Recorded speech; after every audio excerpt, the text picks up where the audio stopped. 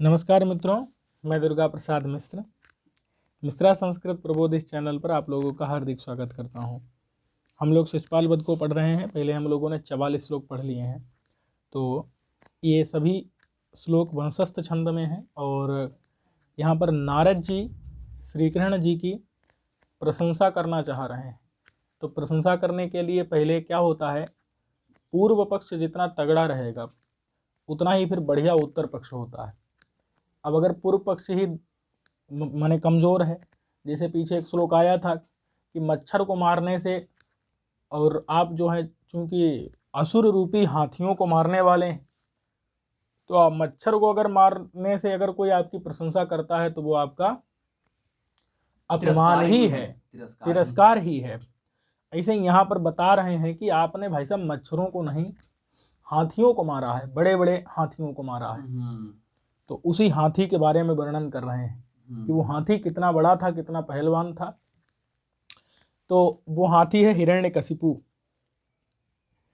हिरण्यकशिपु के भय से देवता क्या करते थे, तो देवताओं ने अपने आयुध इत्यादि को सज्ज बनाया, माने तैयार किया।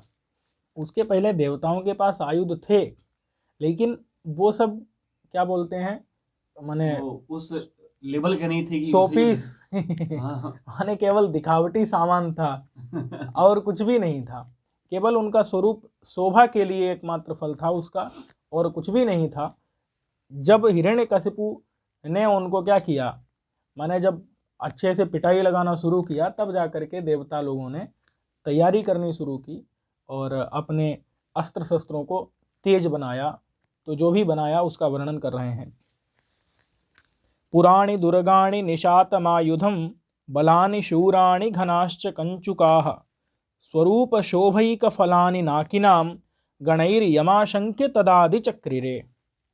कह रहे हैं कि पुराणी दुर्गाणि, अपने पुरों को, उनके पुर यानी जो नगर थे, उनको दुर्ग बनाया। दुर्ग का मतलब होता है दु मतलब दुख से, और ग का मतलब होता है जाया जाना। तो जहाँ पर दुख से जाया जा सके। उसके पहले नगर थे, उनमें कोई भी आराम से घुस जाता था, कोई भी शत्रु। लेकिन अब क्या है कि उनको दुर्ग बनाया। दुर्ग यानी दुखेन गच्छन्ति येषु, जिनमें दुख से जाते हैं। तो पुरों को क्या बनाया उसने, दुर्ग बनाया। और निशातम आयुधम, अपने आयुधों को क्या किया उसने, निशात, निशात का मतलब है तेज बनाया। अपने शस्त्रों को उसने तेज बनाया। उसके पहले उनके जो शस्त्र थे वो सिर्फ देखने के लिए थे सब, माने जिनकी धार मंद थी, कुंद थी। लेकिन उसके बाद देवताओं ने क्या किया, उनको तेज बनाया। आयुधों को निशात, निशात का मतलब क्या होता है, तेज आयुधों को बनाया। और बलानि शूराणि, अपने जो बल थे, बल यानी कि सैन्य बल, उसको शूर बनाया। सूर यानी कि शौर्य संपन्न बनाया। उसके पहले वो सब सोते रहते थे, पड़े रहते थे, लेकिन उसके बाद उनको अच्छे से तैयार किया। और कंचुकाह घनाह, जो कंचुक हैं, कंचुक यानी कि कवच, उनको घन यानी कि और ज्यादा सघन बनाया, दुर्भेद्य बनाया, ताकि वो जल्दी से काटे न जा सकें। इस प्रकार का कंचुकों को क्या बनाया, घन बनाया। घन माने दुर्भेद्य बनाया। चक्रिरे माने बनाया। कब से बनाया, तदादि, तदादि यानी कि तत् माने हिरण्यकशिपु के द्वारा जब आक्रमण किया गया, वही आदि माने शुरुआत हुई। तद माने तभी से, आदि माने शुरुआत हुई। बात समझ में है कि नहीं। अच्छा, अब बता रहे हैं कि उसके पहले क्या था सब, ये सब जो था, तो स्वरूप शोभैक फलानि, स्वरूप जो था उनका वो शोभा एक फल था। जितना भी पुर थे, आयुध थे, बल थे, और कंचुक यानी कि कवच थे, वो सब स्वरूप जो उनका था वो शोभा मात्र एक फल वाला था। उसके अतिरिक्त उनका और कोई प्रयोजन नहीं था। नाकिनाम, नाक कहते हैं स्वर्ग को, और नाक है जिसका वो नाकी, नाकी यानी कि देवता। तो नाकिनाम माने देवताओं का जो भी पूर्ण और आयुध और बल और कंचुक था यानी कि कवच था, वो सिर्फ स्वरूप शोभा एकमात्र प्रयोजन है जिनका, यहाँ बहुब्रीहि है, स्वरूप जो था उनका वो शोभा एकमात्र फल है जिनका, इस प्रकार का था। और लेकिन जब तदादि यानी कि उस हिरण्यकशिपु ने उनको जब प्रताड़ना देनी शुरू की, वही काल है आदि जिसका, माने उसी काल से शुरुआत हुई और उन्होंने ये काम करना, तैयारी करना शुरू की। किसके द्वारा तैयारी की गई? तो ना कि नाम गणई, यानी देवताओं के गण यानी समूहों के द्वारा। यम आशंक्य, यम माने जिस, हिरण्यकशिपु को, आशंक यानी बाधकत्वेन उत्प्रेक्ष्य, माने कि ये हमारा बाधक है, ये तो हमको निपटा देगा, मार डालेगा, आतंकित होकर ऐसी आशंका करके तदादि माने उस काल से शुरू किया, चक्रेर यानी किया। क्या किया? तो वो पीछे बता चुके हैं। पुरों को दुर्ग बनाया, अपने आप को सुसज्जित किया। तो ना कि नाम गणई ही, देवताओं के गणों के द्वारा। यम आशंकीय अन्वय है। यम माने यम शब्द से किसको लेना है? हिरण्यकशिपु को। ना कि नाम गणई ही यानी कि देवताओं का समूह। आशंक्य माने सशंकित होकर के। तदादि माने उस टाइम से ही। स्वरूप शोभैक फलानि, जो कि पहले उनका स्वरूप था वो शोभा एक फल था, और बाद में पुराणी दुर्गाणी, अपने पुरों यानी नगरों को दुर्ग बनाया, माने कि जिनमें दुख से जाया जा सके, यानी उनके चारों तरफ खाई इत्यादि बनाई। आयुध को तेज बनाया, अपने सैन्य माने अस्त्रों को निशात यानी कि तीक्ष्ण बनाया। बलों को सूर बनाया, और जो कंचुक यानी कि कवच इत्यादि को, कुर्ते को माने कवच को घन यानी कि और मजबूत बनाया। चक्रीरे यानी ऐसा बनाया। चलिए, तब से जाकर के वो एकदम सुसज्जित हो गए। अब बता रहे हैं कि वो हाथी कैसा था, जिस हाथी को आपने क्या किया, मारा था। आप जिस हाथी को मारने वाले शेर हैं वो हाथी, और उसके बारे में वर्णन कर रहे हैं कि आपका विरोधी जितना तगड़ा होगा उतना ही तो आपका उसको मारने में सम्मान बढ़ेगा। तो भाई ये चीज़ हमको ध्यान रखनी है कि हमको शब्दार्थ आने चाहिए, क्योंकि शब्दार्थ पूछ लिए जाते हैं। ना कि नाम यानी सुराणाम गणई ही, और यम शब्द से हिरण्यकशिपु लेना है, ये याद होना चाहिए। तदादि में क्या है? सह कालः आदिर्यस्य, माने वो काल आदि है जब यस्मिन, तो ये हमको याद रखना है कि यहाँ बहुव्रीहि हुआ है, और स्वरूप शोभैक फलम में भी बहुव्रीहि है। उसके पहले कोई शत्रु इस प्रकार का था नहीं। प्राग ईदृश साध्य शत्रु अभावात, तो ये चीज़ें हमको याद रखनी है। शब्दों का अर्थ भी याद रखना है। पुरों को दुर्ग बनाया, दुर्ग यानी प्राकार परिखा इत्यादि से अगम्य, यानी कि प्राकार मतलब उनके चारों तरफ दीवार बनाई, परिखा यानी खाई बनाई। और आयुध को निशात यानी निशित बनाया, निशित यानी कि तेज बनाया। और बलों को यानी सैन्य को सूर्य यानी कि शौर्य वाला बनाया। कंचुक यानी बार बारण माने लौह बर्म, यानी कि अपने कवचों को क्या बनाया? तो दुर्भेद्य बनाया, ताकि उनको कोई भेद ना सके। तो इस प्रकार से हमको सघन बनाया। तो हमको शब्दों का अर्थ भी पता होना चाहिए। ठीक है। अब बता रहे हैं कि वह जिस दिशा में जाता था, हिरण्यकशिपु जिस दिशा में जाता था, देवता उस दिशा को नमस्कार करते थे।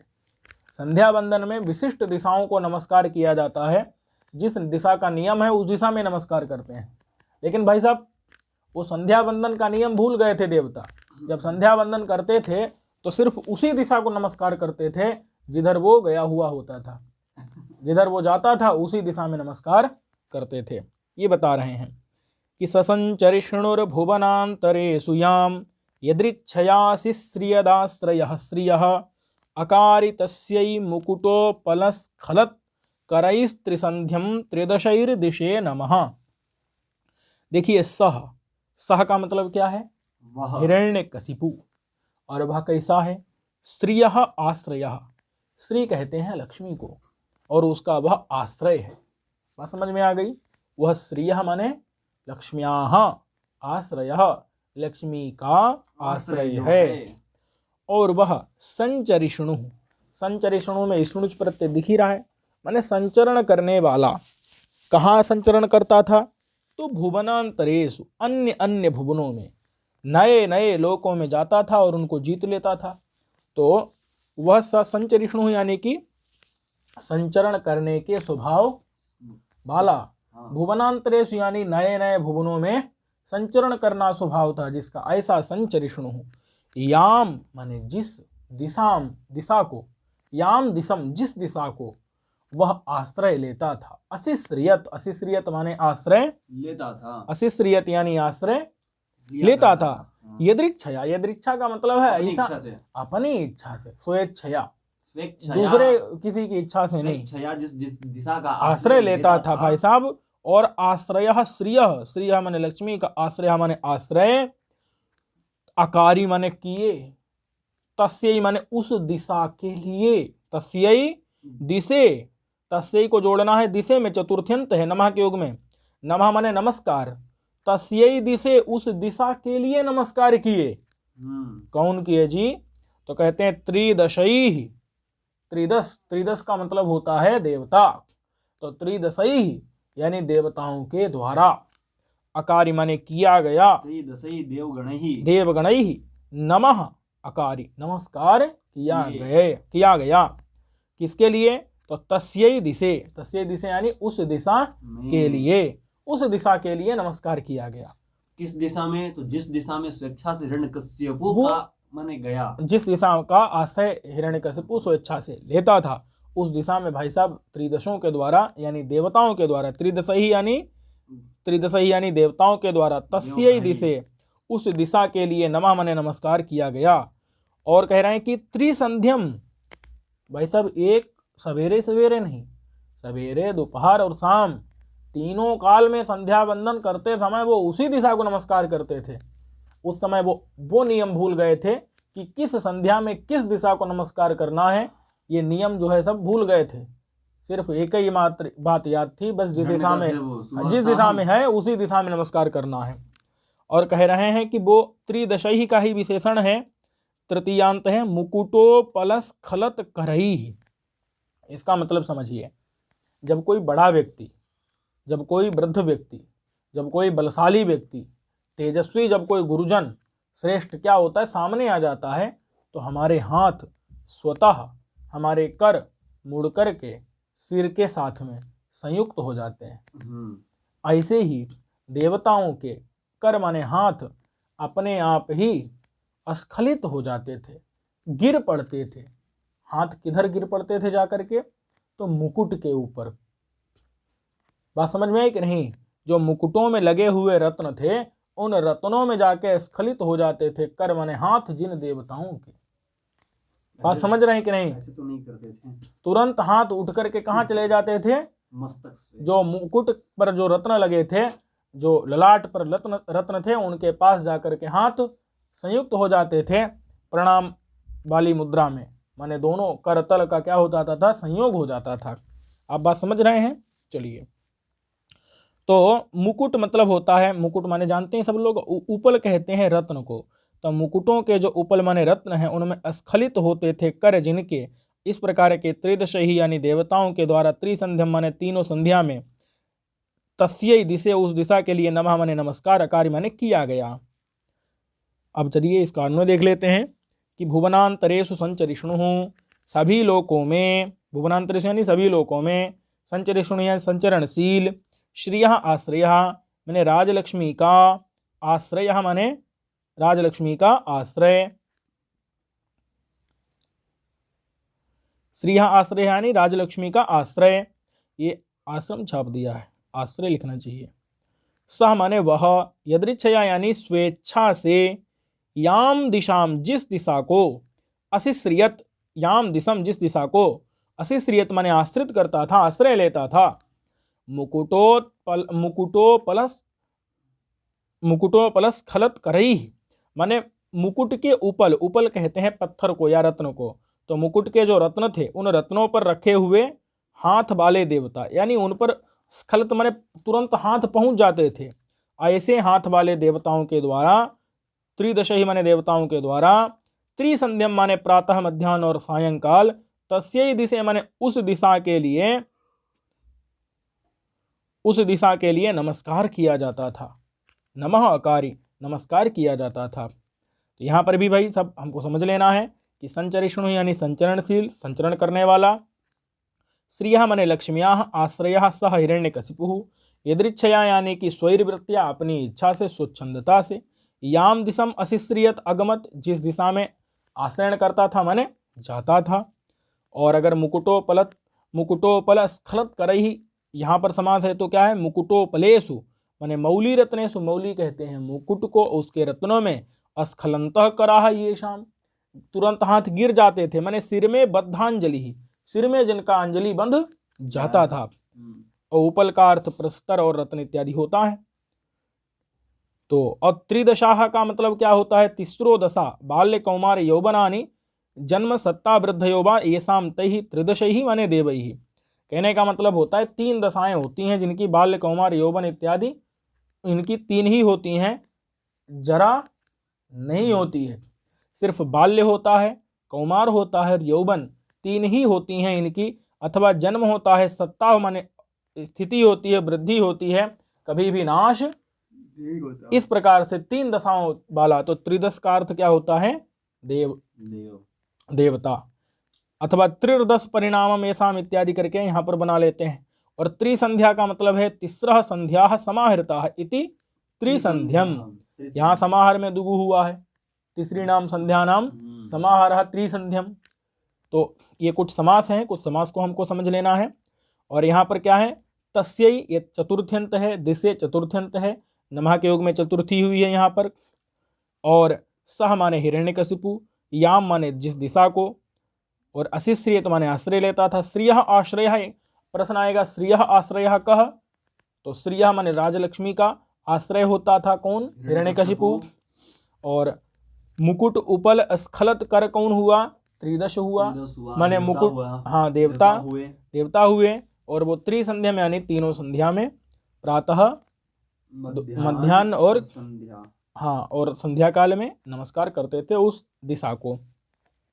अकारी कहाँ का रूप है, तो अकारी ये लुंग लकार का रूप है, और ये कर्मवाच्य का रूप है। माने कभी वो ऐसा न हो कि सामने आ जाए, इसलिए पहले से ही नमस्कार करते, ताकि अगर आता हुआ दिखे तो हम उसको नमस्कार करते हुए दिखें, बच जाए। हाँ हम नमस्कार करते हुए दिखें, ताकि प्रसन्न ही रहे वो। इस प्रकार की स्थिति देवताओं की उसने कर दी थी। चलिए ठीक है, तो हम लोगों ने 46 श्लोक तक देखा। कोई जिज्ञासा हो तो आप कमेंट के माध्यम से पूछ सकते हैं। तब तक के लिए नमस्कार। हम लोग अगले वीडियो में आगे वाले श्लोकों को लेकर के आपसे फिर से मिलेंगे। नमस्कार।